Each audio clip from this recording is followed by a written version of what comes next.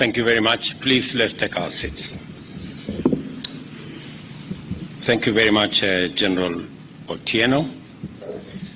This is a salient milestone in our historic journey of national transformation. The event by itself is extraordinary, and the venue is significant in a couple of critical ways. The commissioning of MV Uhuru II is another encouraging achievement which demonstrates the rapid maturity of this sector and of our national shipbuilding industry, and highlights its dynamic capacity to undertake different important assignments and deliver various types of vessels in this emerging space. In May, I presided over the rededication of KNS Kenya Navy ship Shipyard, the first naval ship to undergo a midlife refit in Kenya, which proved the capacity of Kenya Shipyards to undertake complex engineering tasks requiring specialized scientific and technological expertise. Today, we are commissioning a wholly newly built merchant marine vessel, once again demonstrating the ability of the Kenya shipyards to build, repair, and maintain ships for local, regional, and possibly international operators. The work of building MV Uhuru II and upgrading the Kisumu shipyard has been undertaken by Kenyan professionals in a project which provided many young people with practical shipbuilding skills through apprenticeship and on-the-job training, and was completed within 24 months, and well within its budget. I must congratulate my predecessor, President Uhuru Kenyatta, for his foresight in coming up with this shipyard refurbishment. When one morning he asked me for us to visit Kisumu and see what the military could do, when we came here, it was a heap of dirt, wreckage, and old buildings. To see what we are seeing here today is phenomenal. And I must say, both President Uhuru Kenyatta and the leadership of our military, with a lot of foresight, drove this program to where we are today. And I confirm to them that it should just not continue, that it should be accelerated. For these remarkable feats, I commend the entire Kenya Shipyards team for once again exhibiting admirable professionalism and the highest standard of skillful work. I am proud to note that the Kenya Shipyards is quickly emerging as a leader in high-quality shipbuilding for our local and regional needs.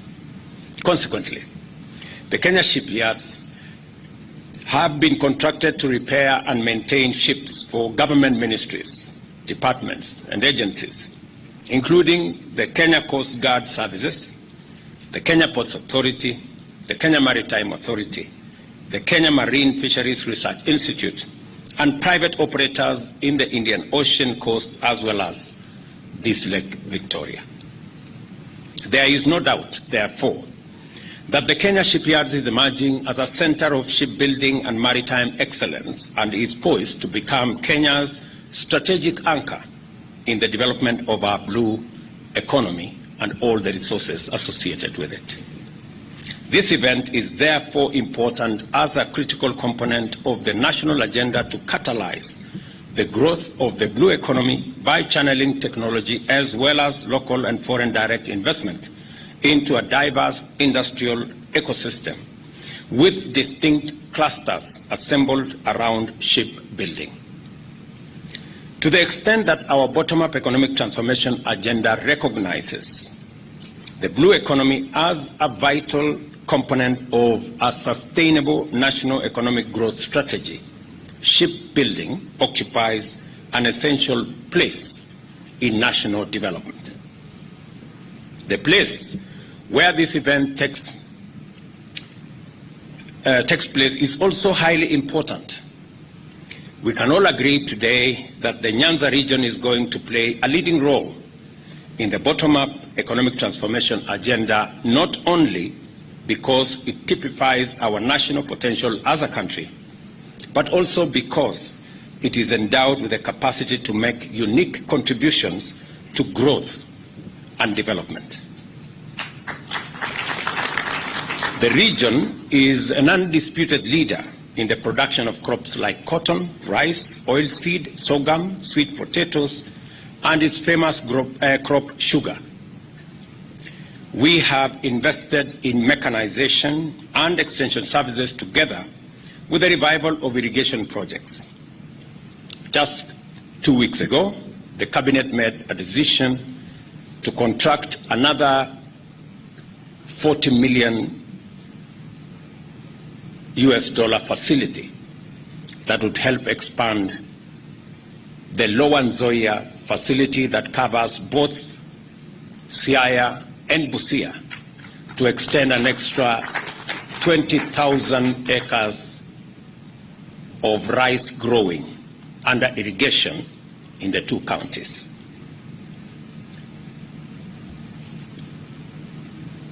We all invested in mechanization, as I said, and extension services together with the revival of irrigation projects and collaborating with county governments to support farmers through the provision of subsidized inputs. Yesterday, again, I was in Migori, and I did explain to Kenyans in Migori that next year we will equally be expanding the Lower Kuja irrigation program from the current 5,000 acres to 19,000 acres in the program that we have for next year. This is why we are confident that an economic renaissance powered by agro-industrial revival is underway in the region.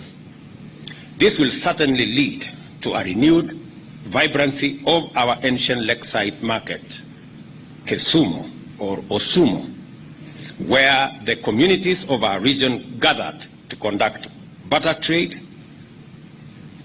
of highly needed commodities.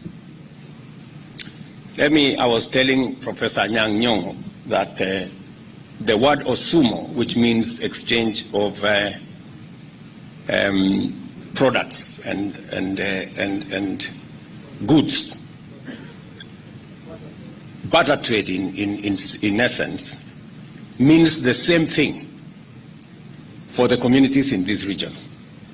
Kisumu means the same thing as Osumo. Kisumu in the Kalenjin language and Osumo in the language of this region. So we're all, it's quite an experience. Kisumu has not just been a center of activity for local communities, it has also served as a key regional port city which drives and is driven by activities within the Lake Victoria, the heartbeat of our East African region. Lake Victoria plays a primary role in our region's blue economy in terms of fisheries and the provision of vital transportation links between Kenya, Uganda, and Tanzania, keeping our regional community cohesive and in motion. Through its shipbuilding, maintenance and operations capacity, the Kisumu Shipyard is set to provide indispensable support for regional economic takeoff of the Lake Victoria Basin by facilitating fisheries and maritime transport. By driving the regional economy around the Lake Victoria, the shipyards will therefore contribute to regional integration and the economic transformation of our region. Again, with our Ministry of Blue Economy, along this Lake Victoria from Busia all the way to Migori. We are establishing infrastructure, fishing infrastructure, landing sites along this lake region. 2 landing sites in Busia, 2 landing sites in Siaya, 2 landing sites here in Kisumu, in a place called Asat, and in a place called Ogal here in Kisumu, 2 landing sites in Homa Bay, and another 2 landing sites in Migori, including in a place called Sori, where I visited sometime in the past. And this fishing infrastructure, complete with landing sites, cold rooms, common user facilities for processing, will not only enhance the economic activity around fishing in this region, but it will also add to our pool of opportunities, both for commerce and for jobs, and significantly contribute to our food security by making sure that we have more food from the resource we have in Lake Victoria. I encourage all county governments within the Lake Victoria Basin to identify and develop economic opportunities directly and indirectly arising from the shipyard activities and related infrastructure. I encourage the National Treasury and the National Shipyards to explore a public-private partnership model that will expand the shipyard's capital base and enhance its capacity to undertake larger commercial ventures in order to make a stronger contribution to national revenues, to create more job opportunities for our young people, and to transfer more skills and competencies, and also enable big companies to work with us in technology transfer. Technology and skills transfer is critical for the development of competitive capacity in such complex technical fields as shipping. The Kenya Shipyards has benefited immensely from the technical support made possible by its collaboration with Damen Koringen during the construction of MV Uhuru II. And as has been said, we have 2 representatives here. Maybe I will ask the gentleman to stand up. We applaud them. A round of applause for these 2 people. Their contribution has been immense. Thank you very much. The success of this project and the standard of the vessel we've just commissioned, is an excellent testament of the technology transfer and capacity building made possible by this collaboration. As the MV Uhuru II sails the waters of Lake Victoria, it will be a symbol of our region's collective dream of a brighter future made possible through partnership and collaboration, a reminder that our journey towards economic transformation will require consistency and high standards, and prove that we can deliver above expectations. That is exactly what my good General Otieno and team have demonstrated to us. Let me also congratulate the people of this region that today, in the cabinet discussions that we had in this port city of Kisumu, we also received, as part of the ongoing process of the reforms in our sugar industry, Cabinet was briefed of the report that today the certificate from Parliament was submitted to the National Treasury for the ultimate write-off of 117 billion debts that have for a long time saddled the sugar mills, the 5 sugar mills in this region, namely Soni, Chemelil, Moroni, Miwani, Mumias, and also Nzoia.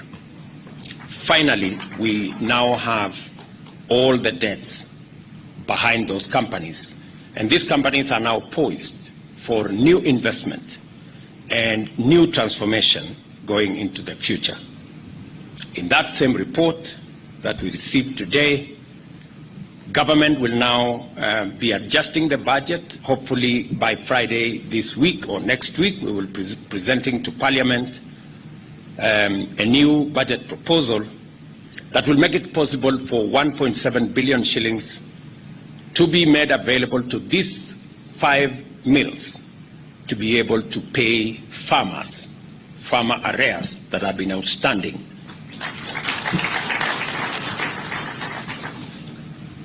What is happening also will set the stage for a leasing program that will see these factories and the mills and the nuclear estates being used to transform and to provide the mechanism for us to turn around these facilities. And as I made a commitment that there will be no privatization of any part, and there will be the land that was contributed by communities and by regions will continue to be land that is that will be for the communities under the county, and that this time round the program will also make it possible for communities using either counties or any other agreed framework for them to benefit from the lease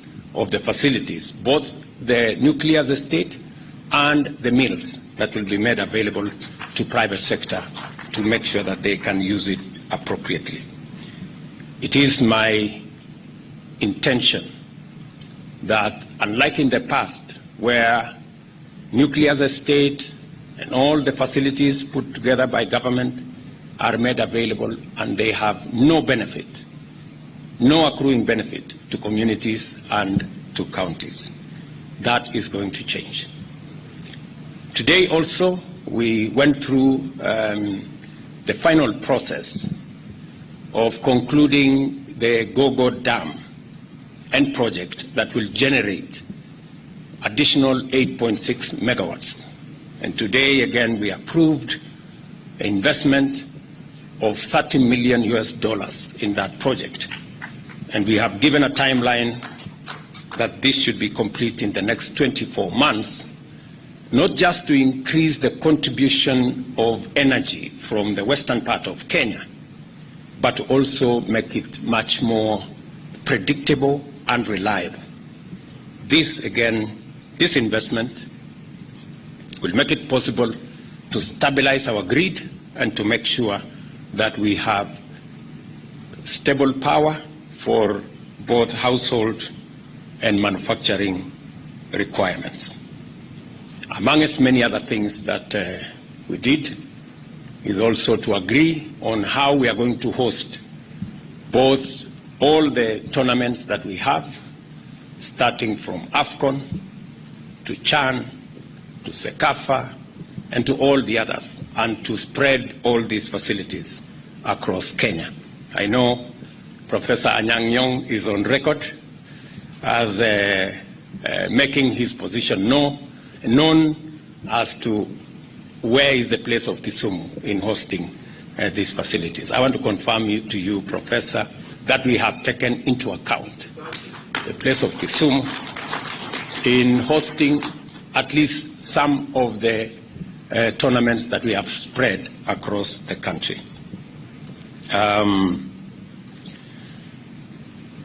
With those many remarks, ladies and gentlemen, I wish MV Uhuru II, its captain and crew, fair winds and following seas as they do their part to keep the engine of our regional economy running. Thank you very much. God bless you, and God bless our great country Kenya. Asanteni sana. Mheshimiwa Rais, niombe tubaki tukiwa tumesimama kwa wimbo wa taifa.